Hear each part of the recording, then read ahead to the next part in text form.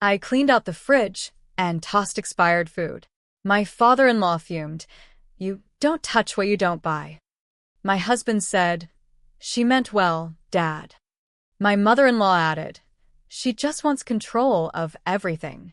I apologized, then replaced every item I tossed with exact replicas, but switched the labels. Now they're arguing about what's fresh and what's rotten. I haven't said a word. I never imagined I'd be living with my in-laws at 34 years old.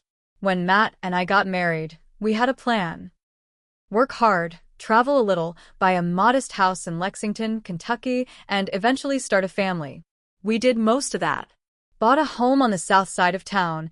Nothing flashy, 3-bedroom ranch style with a finished basement, big enough to host holidays, but small enough to manage. Things were good.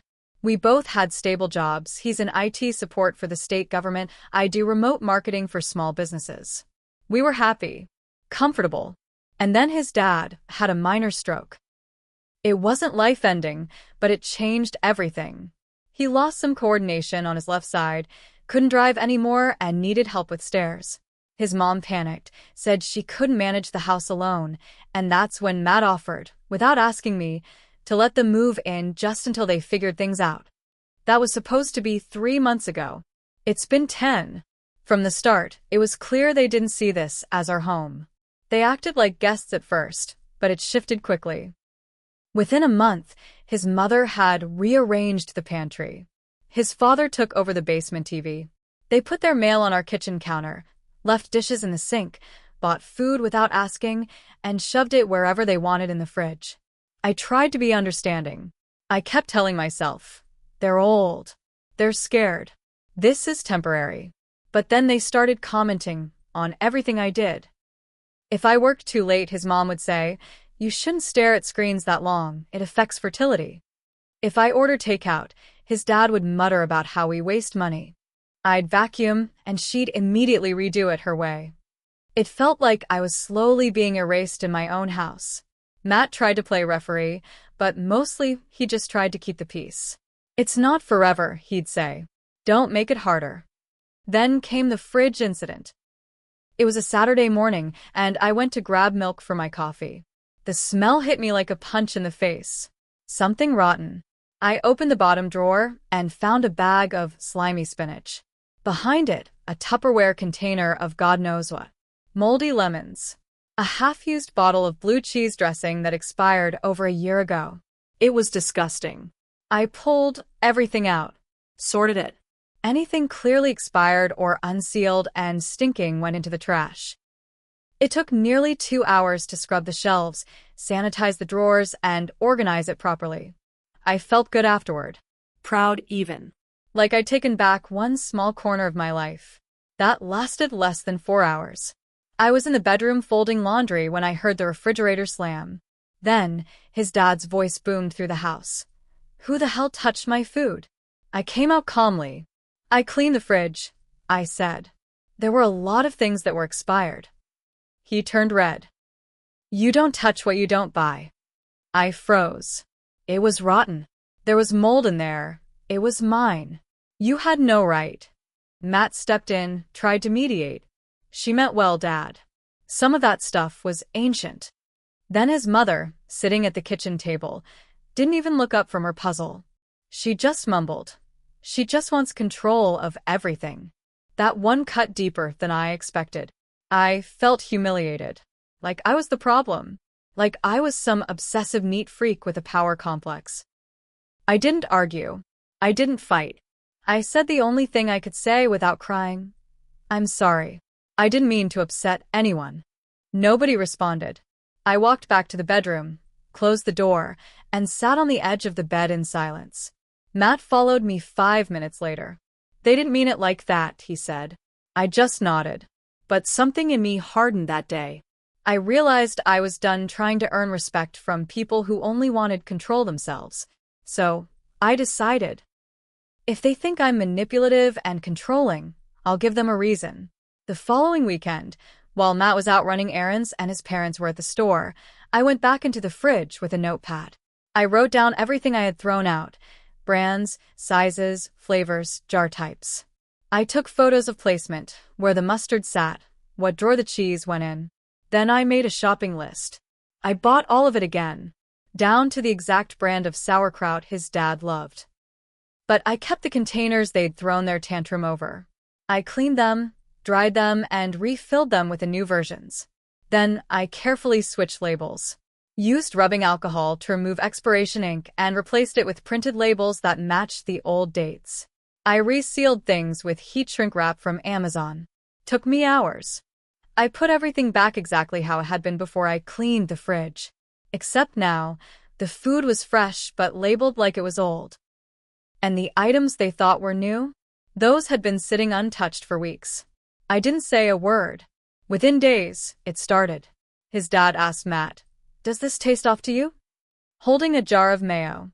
Then his mom argued with him in front of me. "That's the fresh one. You opened it yesterday. Maybe your taste buds are going." Then came the labeling war.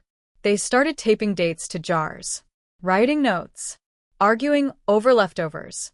At one point, his dad accused me of replacing his pickle jar. I said, "Nope. That's the one you insisted I shouldn't touch." Their paranoia grew. They started hoarding food in their bedroom mini fridge.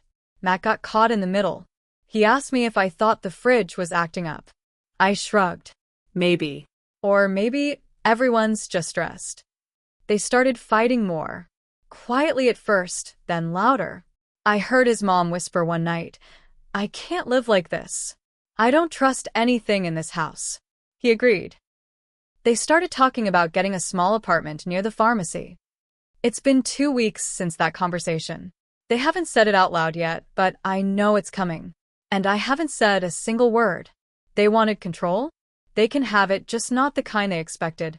It didn't stop with the fridge. Once the food drama started boiling over, everything else in the house got dragged into it. First, my in-laws started locking the pantry. I'm not kidding. They installed one of those latch locks on the inside of the pantry door and kept the key with them. It looked ridiculous, and it felt even more ridiculous that they were locking up cereal and rice. Matt didn't say a word. He didn't even ask them to stop. He just rolled his eyes and went back to whatever game was on. I asked him once, "Are you really okay with him doing this in our house?" He said, "They're just old. It's probably about control. Just ignore it." That answer lit something in me. He didn't even realize what he was saying. That they could have control, but I couldn't. That it was okay for them to rearrange, comment, lock doors. But if I touched expired mustard, I was a tyrant. I stopped cooking meals for the house. I started ordering my own groceries and storing them in a mini fridge I bought for our bedroom. They noticed. They started asking Matt why I wasn't eating with the family anymore. Then it got worse. One morning, I woke up to find that a huge pile of folded laundry I had left on the dining table. My laundry was gone. I found it downstairs, rewashed, and refolded the correct way, stuffed into an old laundry basket. I stared at it for a long time before I said anything. At dinner that night, I brought it up, calmly. "Did one of you touch my laundry?" His mother didn't even hesitate. "It wasn't folded right.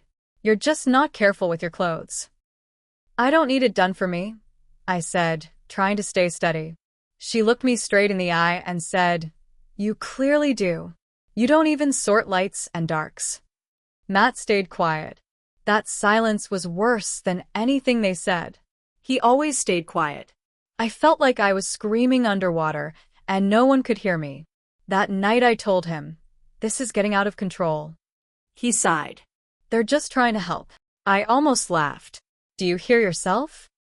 If it was my parents doing this, you'd lose your mind." He didn't answer. I knew then I was in this alone. So I leaned into the chaos I'd started. I adjusted the fridge again. Subtly. I started putting fresh food in containers labeled with dates from months ago. Old food got relabeled with new dates. I shuffled condiments around just enough that they couldn't tell what had been moved. They were already doubting themselves, so it didn't take much. One day I watched his dad sniff a jar of olives for 5 minutes, then put it back, then pick it up again. "I swear to God, this wasn't here yesterday," he muttered. His mom said, "You're losing it. I told you to label the lid." He snapped back. I did. Someone's messing with it. They were starting to suspect each other. I never interfered directly. I didn't need to. They were unraveling all on their own. Then one afternoon, while I was in the bedroom on a client call, I overheard them arguing in the kitchen. She was accusing him of throwing out her almond butter. He said he never touched it. Then she brought up how the freezer drawers had been rearranged. He accused her of messing with the eggs. Their voices got louder, sharper. Maybe I should just cook my own damn meals from now on, she said. Then do it. You always act like this house belongs to you. It doesn't feel like hers either, she snapped. She's always watching. I froze. That line stuck with me. She's always watching. I realized they weren't just suspicious of each other. They were paranoid about me. They thought I was lurking, interfering, always one step ahead. They weren't wrong. But they had no proof, and I'd never admit to any of it. By week 7, Matt's mom had completely stopped speaking to me. His dad only addressed me in half-sentences or grunts. The house was cold, quiet, and tense. And Matt was splitting in two, trying to keep everyone calm, trying to act like we were all just having a rough patch. I started sleeping with headphones in. I stopped sharing groceries, chores, and schedules. I lived like a roommate, quiet, efficient, invisible. And every time I opened the fridge and saw one of my perfectly relabeled jars still untouched, I smiled. They said I wanted control. All I ever wanted was respect. But now? Yeah. Maybe I wanted control too. Because when people refuse to give you peace, sometimes chaos is the only answer they'll understand. A month after the fridge war started, something happened that I didn't expect. Matt's aunt, his mother's older sister, came to visit. Just for a weekend, passing through on her way to see her daughter in Cincinnati. I'd only met her a few times before, but she was sharp, observant. The kind of woman who notices small things and isn't afraid to speak her mind. The minute she stepped in the door, she noticed the tension. I was polite, of course. Offered her tea, made small talk. But she saw it. The way his mother barely spoke to me. The way his father hovered around the kitchen like a guard dog. The weird, twitchy way Matt tried to smooth everything over. Later that evening, I overheard her in the kitchen with his mom. "What's going on here, Denise? You're acting like a tenant in someone else's house." His mom replied, "Because I am, whether she says it or not. You offered to move in. You're lucky they took you in." Then his mom snapped. "She wants us out. She wants to push us out slowly. She's playing games." There was a pause. And then his aunt said something that hit like a freight train. "You've always done this, turning people into villains when you feel like you're not in control. Maybe it's not her." Later that night, she came to me privately, sat on the edge of the couch like a schoolteacher getting serious. "I don't know what's happening here, and it's not my place to take sides. But I will tell you this, you can either let them make you the bad guy, or you can let the truth come out on its own." I nodded, said thank you, didn't tell her a word. But that conversation planted a seed. Because the next twist didn't come from me, it came from the outside. Matt got an email from our homeowner's insurance a week after she left.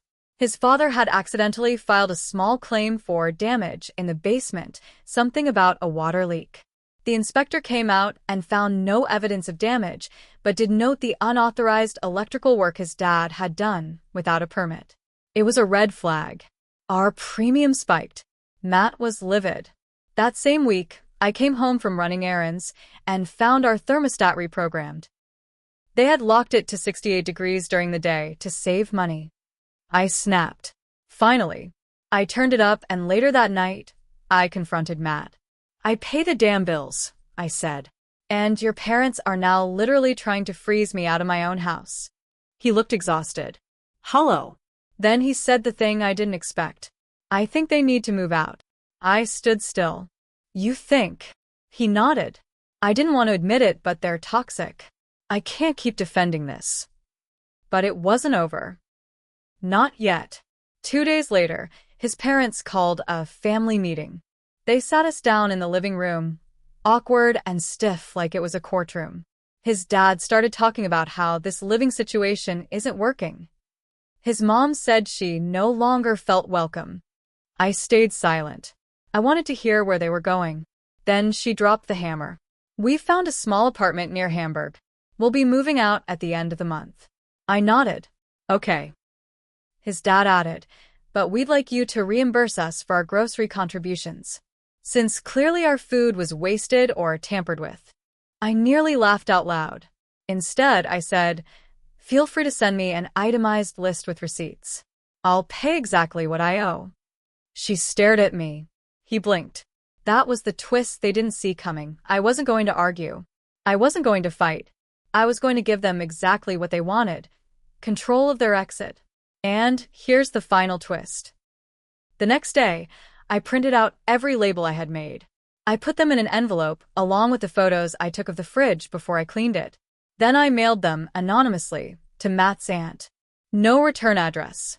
Just a sticky note that read, "You were right. She makes herself the victim when she's not in control." They moved out 2 weeks later. No te ars. No hacks. No thank you. They packed up their things in stiff silence. Matt helped load boxes into the back of a U-Haul while I stayed out of the way. His mom walked past me with a trash bag full of half-used pantry goods like she was salvaging what was left of a war zone. His dad didn't even look at me.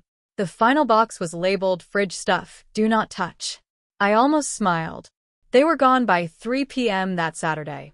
I stood at the front window and watched their car pull away, the U-Haul rattling behind them.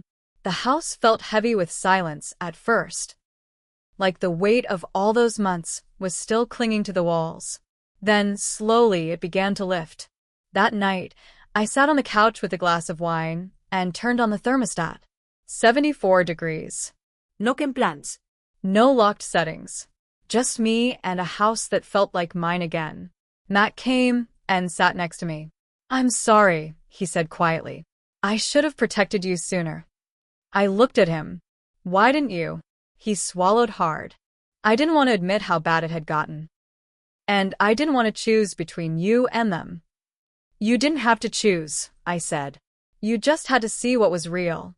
He nodded. I do now. That should have been the end. But life doesn't always let you close the door so neatly. 3 weeks after they moved out, Matt's aunt called me. I got your envelope, she said. Took me a while to figure out who it came from. I didn't send it, I said flatly. She chuckled. Right. Of course not. Listen, I showed it to Denise. I sat up. What?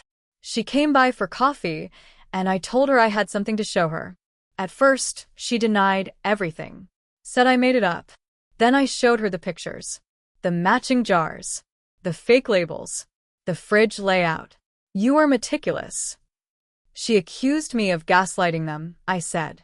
She was gaslighting you, her aunt snapped. She's been doing it to people her whole life. There was a long pause. Anyway, she continued, just wanted you to know, she's embarrassed. She won't admit it to you, but she knows you beat her at her own game. You played it cleaner, quieter, smarter. And you never said a word. I sat with that for a while. The silence was everything I needed. As for Matt, he changed. Slowly. He started asking more questions about how I felt, what I needed, what I'd kept bottled up.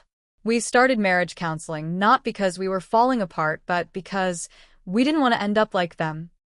Bitter, manipulative, and quiet in all the wrong ways. I still keep the mini fridge in the bedroom. Not out of necessity anymore, but as a reminder. Control isn't about power, it's about peace. And sometimes, to get it, you have to take the long way. The patient way. The kind of revenge that doesn't leave you screaming, but smiling quietly while the other side tears itself apart. I never raised my voice. I never made a scene. I just cleaned the fridge. And they did the rest.